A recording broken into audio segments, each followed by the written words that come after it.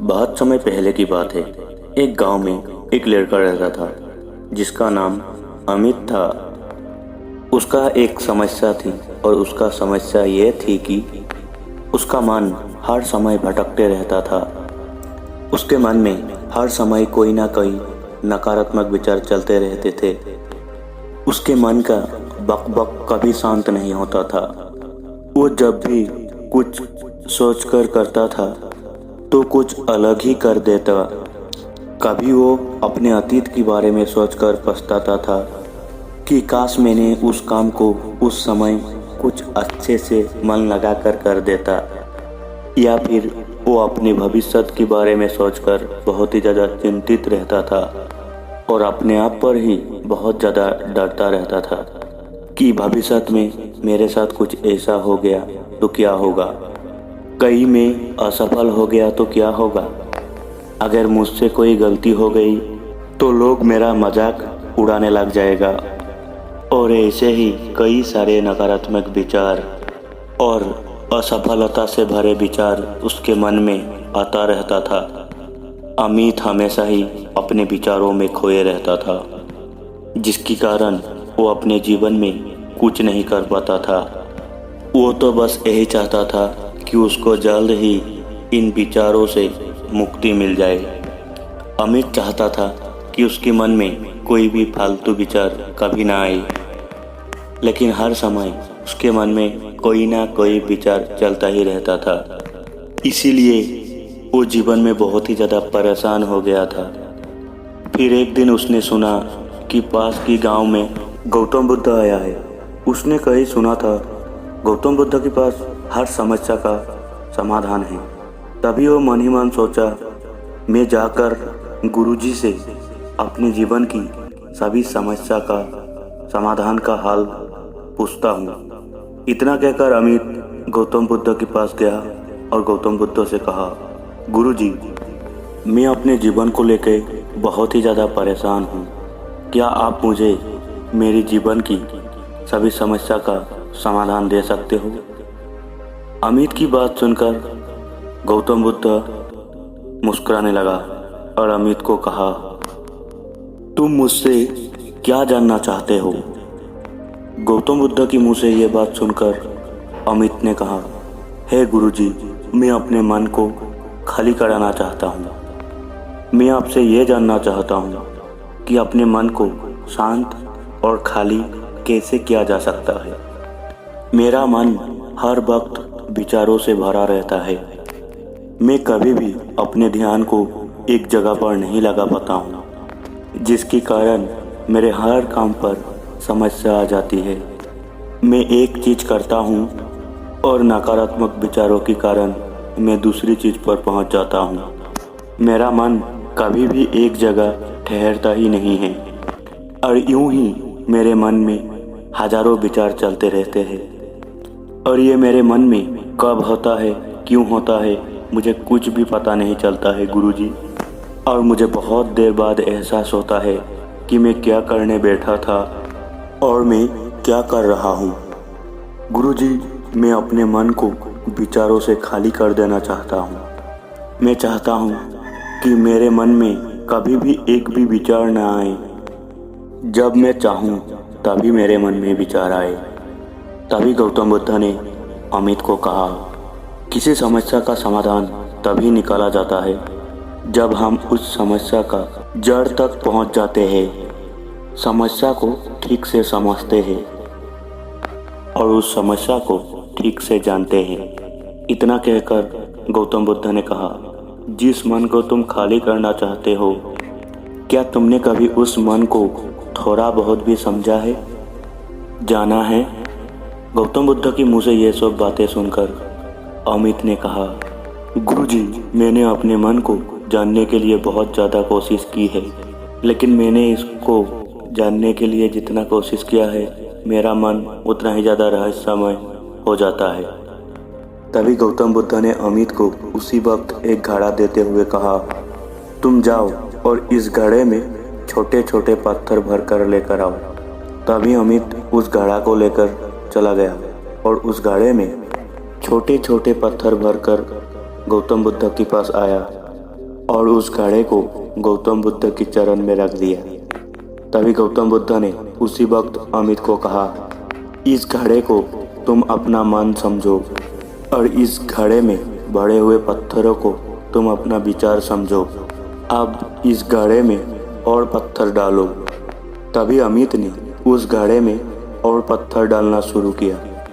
क्योंकि घड़ा पहले से ही भरा हुआ था, एक दो पत्थर डालने के बाद बाकी सारा पत्थर नीचे गिरने लगा। तभी गौतम बुद्ध ने उसी वक्त अमित को कहा, रुको जरा, ध्यान से देखो। अब घड़े में पत्थर नहीं आ रहा है, बल्कि पत्थर नीचे गिर रहे हैं।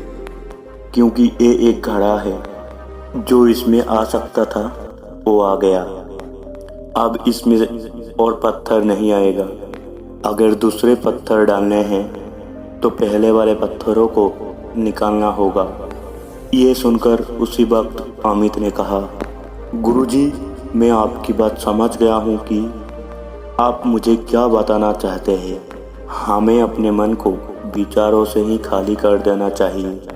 अमित की मुँह से ये सब बात सुनकर गौतम बुद्ध मुस्कुराने लगा और कहा, पहले मेरे पूरी बात तो सुन लो, उसके बाद मन को खाली कर लेना। फिर गौतम बुद्ध ने उसी वक्त अमित से कहा, हमारी मन एक घड़े की बिल्कुल उल्टा है। क्योंकि घड़े को तुम पत्थरों से भर सकते हो, लेकिन मन को कभी भी विचारों से नहीं भर पाओगी, क्योंकि मन तो हमेशा खाली रहता है। ये सुनकर उसी वक्त अमित ने कहा, गुरुदेव, मुझे आपकी बातें कुछ समझ नहीं आ रही है। मन अगर खाली रहता है तो फिर हम अपने मन को खाली करना क्यों चाहते हैं? फिर मन को खाली करना क्या ही आवश्यकता है? तभी गौतम बुद्ध ने उसको कहा कि इस घड़े से एक एक करके सारे पत्थरों को निकालो। अमित ने बिल्कुल वैसा ही किया। अमित ने एक एक करके पूरे पत्थरों को बाहर निकालता रहा और ऐसा करते करते अंत में घड़ा खाली हो गया। तभी गौतम बुद्ध ने अमित को कहा, देखा तुमने, जब एक एक करके तुमने पत्थरों को बाहर निकाला तो ये घड़ा खाली हो गया। अब तुम इस घड़े में कोई भी पत्थर डाल सकते हो, दूसरे पत्थर डाल सकते हो, या फिर उन्हीं पत्थरों को दोबारा डाल सकते हो। आधा भर सकते हो या फिर पूरा भी भर सकते हो। तभी अमित कहता है, गुरुदेव, मैं भी तो यही कह रहा हूँ कि मुझे अपने मन को खाली करना है। ये तो एक पत्थर है, इसे आसानी से निकाला जा सकता है और घड़े को खाली किया जा सकता है। लेकिन गुरुदेव, मैं अपने मन को खाली कैसे करूं? तभी गौतम बुद्ध ने कहा, इस घड़े में एक पत्थर डालो और दो पत्थर निकालो। गौतम बुद्ध के मुंह से यह सब बातें सुनकर उसी वक्त अमित ने कहा, गुरुदेव, ये कैसे हो सकता है? जब इस घड़े में एक पत्थर होगा तो एक ही पत्थर निकलेगा, दो कैसे निकलेंगे? तभी गौतम बुद्ध ने अमित को कहा, ऐसा नहीं हो सकता है तो ऐसा करो कि इस घड़े में दो पत्थर डालो और चार निकालो। अमित ने कहा, गुरुजी, ऐसा कैसे हो सकता है? ये कोई चमत्कारी घड़ा तो है नहीं कि एक डालो तो दो निकल आएगी, एक डालो तो दो निकल आएंगे और दो डालो तो चार निकल आएंगे। ये सुनकर गौतम बुद्ध ने कहा, ये घड़ा तो चमत्कारिक नहीं है, लेकिन तुम्हारा मन तो चमत्कारिक है। उसमें से तुम अपना एक विचार बाहर निकालते हो तो उसके साथ दो विचार आते हैं, और जब तुम उन दो विचारों को पकड़ते हो तो उसके साथ चार विचार निकलते हैं। और फिर ऐसा करते करते विचारों की एक लंबी श्रृंखला बन जाते हैं और फिर तुम कहीं नहीं रुकते, एक के बाद एक विचारों को पकड़ते जाते हैं। ये मिट्टी का घड़ा तो पत्थरों से भर जाएगा, लेकिन तुम्हारा मन कभी नहीं भरता। वो हमेशा खाली है, लेकिन वो खाली नहीं करता। ये इस मन की माया है कि सब कुछ है लेकिन फिर भी कुछ नहीं। तभी अमित ने कहा, गुरुदेव, मैं आपकी बात को समझ रहा हूँ, लेकिन मैं क्या हमेशा अपनी विचारों की जाल में ही फंसा रहूँगा? क्या मन की इस माया जाल से निकलने का कोई रास्ता नहीं है? तभी गौतम बुद्ध ने कहा, इस मिट्टी की घड़ा में आधे पत्थर भर दो। फिर उसी वक्त अमित ने ऐसा ही किया। फिर गौतम बुद्ध ने कहा, अब इस पत्थरों में से किसी एक पत्थर को चुनो और उस पत्थर की एक छोटी सी मूर्ति बनाकर मुझे दो। मैं जानता हूँ कि तुम एक अच्छे कलाकार हो। तभी उस घड़े से अमित ने एक पत्थर निकाला और उस पत्थर को गौतम बुद्ध के सामने ही तराशने लगा।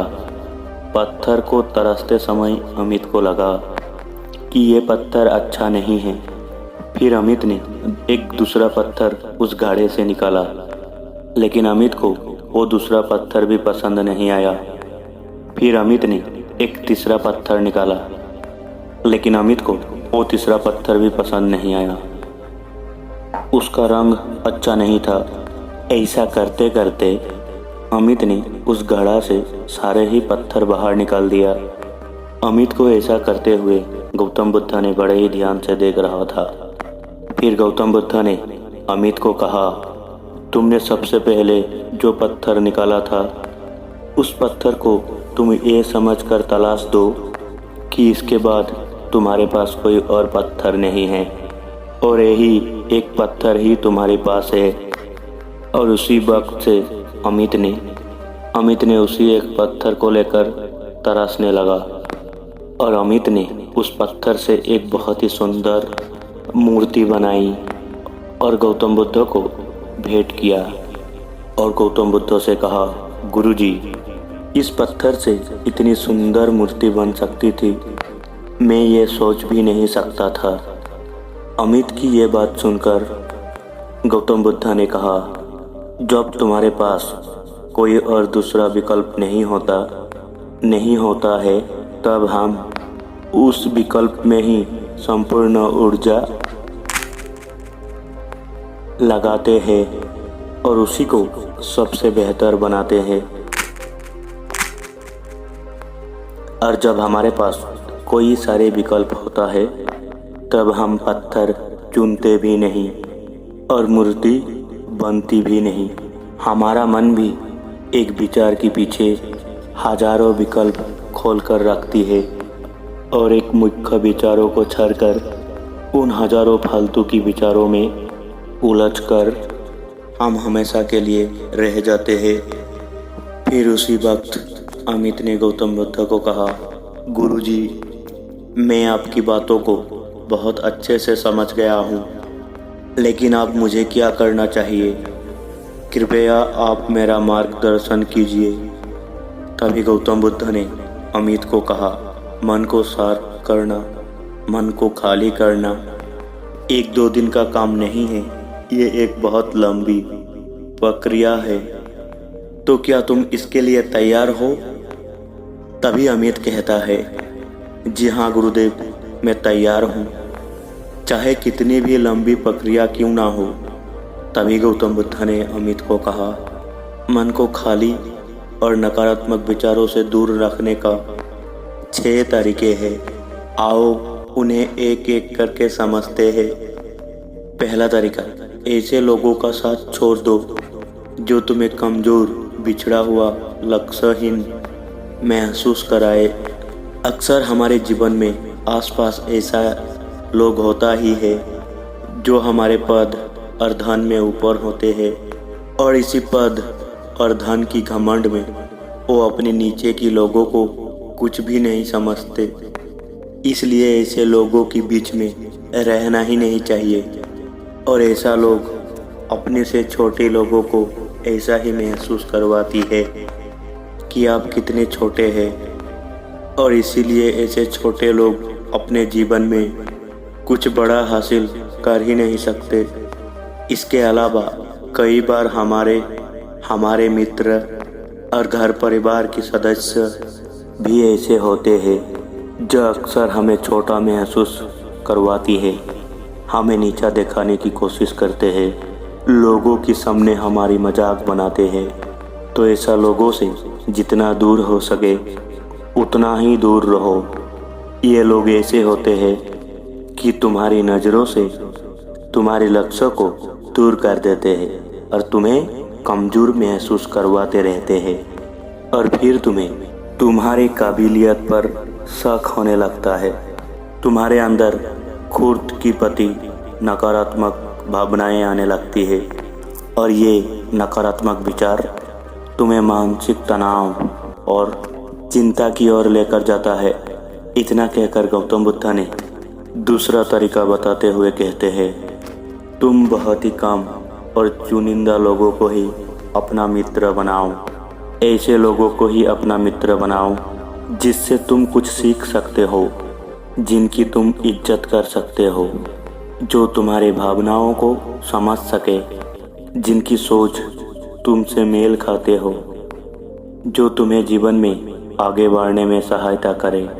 हमारे जीवन और चरित्र में हमारे माँ बाप के बाद हमारे मित्रों का ही सबसे बड़ा योगदान होता है। इसलिए मित्रों का सही होना भी बहुत ही ज़्यादा आवश्यक है। ऐसा कहा भी जाता है, तुम उन 5 लोगों का प्रतिबिंब हो जिनके साथ तुम सबसे ज़्यादा वक्त बिताते हो। अगर तुम्हारे आसपास के 5 लोग जिनके साथ तुम सबसे ज़्यादा वक्त बिताते हो वो ईमानदार है, तो तुम भी धीरे धीरे ईमानदार होना शुरू कर दोगी। अगर वो 5 लोग अमीर है तो तुम भी धीरे धीरे अमीर बनना शुरू कर दोगी। कहने का अर्थ यही है कि तुम वैसा ही बन जाते हो जिस तरह के लोगों के साथ तुम अपना समय व्यर्थ करते हो। किसी महान दार्शनिक ने कहा था कि तुम किसी भी इंसान की मित्र से मिलवा दो, मैं उसकी मित्रों को देखकर उस इंसान की भविष्य बता दूंगा। हमारी सबसे बड़ी समस्या ये है, हम लोगों को ना नहीं बोल पाते हैं। जिन लोगों के साथ हम रहना पसंद भी नहीं करते हैं, ना चाहते हुए भी हमें उन नकारात्मक लोगों के साथ वक्त बिताना पड़ता है। इसलिए हमें हमारे जीवन में सबसे पहले उन लोगों को ना कहना आना पड़ेगा जिनके साथ रहकर हमें लगता है कि ये हमारी ज़िंदगी खराब कर रहे हैं। अगर ये हमारी ज़िंदगी में ना हो तो शायद हम ज़्यादा खुश रहेंगे।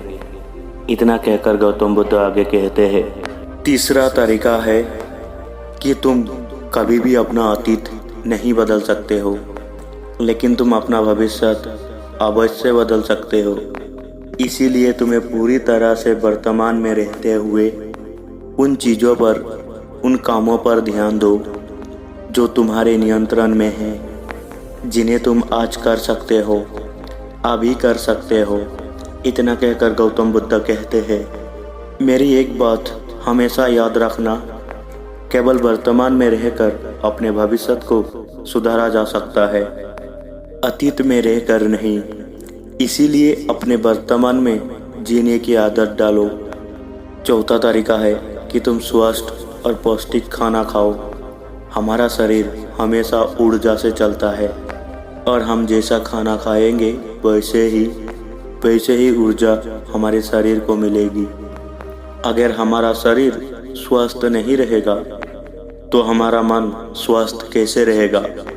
जब शरीर कमज़ोर और बीमार रहता है तो मन में कई सारे नकारात्मक विचार आता है, और स्वस्थ शरीर में स्वस्थ दिमाग का वास होता है। इसीलिए हमारे शरीर को स्वस्थ और मजबूत रखना हमारी जिम्मेदारी है। गौतम बुद्ध कहते हैं, 5वां तरीका ये है, रोज ध्यान करो। ध्यान करने का सबसे उपयुक्त समय सुबह या रात को सोने से पहले होता है, लेकिन अगर तुम्हें ध्यान में गहरा जाना है, सबसे उपयुक्त समय रात का ही होता है।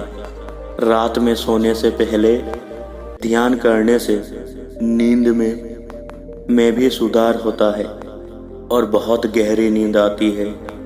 ध्यान करने के लिए तुम अपनी सांसों को अपने मन पर केंद्रित कर सकते हो, या फिर तुम अपने मन में उठने वाले विचार पर भी अपना ध्यान केंद्रित कर सकते हो। मन में उठने वाले विचारों को ध्यान पर केंद्रित करने से ध्यान करने वाला को ज़्यादा फायदा होता है, क्योंकि इसमें आसानी से गहरे ध्यान में उतारा जा सकता है।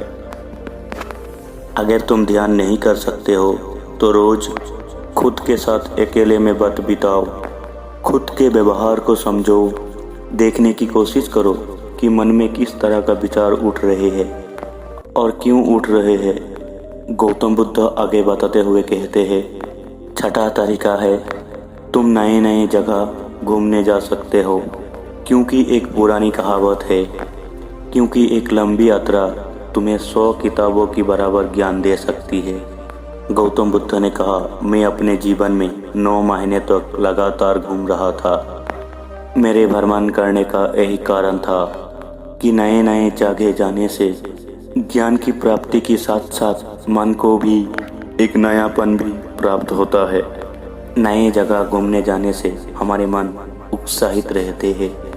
इतना कहकर गौतम बुद्ध कहते हैं, मन की जाल में कभी ना फंसो, मन को खाली करने का कोशिश मत करो, जीवन में ध्यान करना सीखो, अपने ध्यान को केंद्रित करो, अपने ध्यान में एकाग्रता लाओ और जीवन में जो कर रहे हो उसे पूरी मेहनत के साथ अंतिम काम समझकर करो। उस काम को ऐसे करो कि उसके बाद तुम्हें कुछ और काम नहीं करना है, और फिर जब दूसरे विचार पर कार्य करो तो फिर उसी पर कार्य करो, किसी तीसरे विचार पर नहीं। मन की मायाजाल से इतना आसान नहीं है निकलना, लेकिन ध्यान करने से सब कुछ पाया जा सकता है। दोस्तों, आशा करता हूँ आप इस वीडियो से कुछ ना कुछ ज़रूर सीखा है।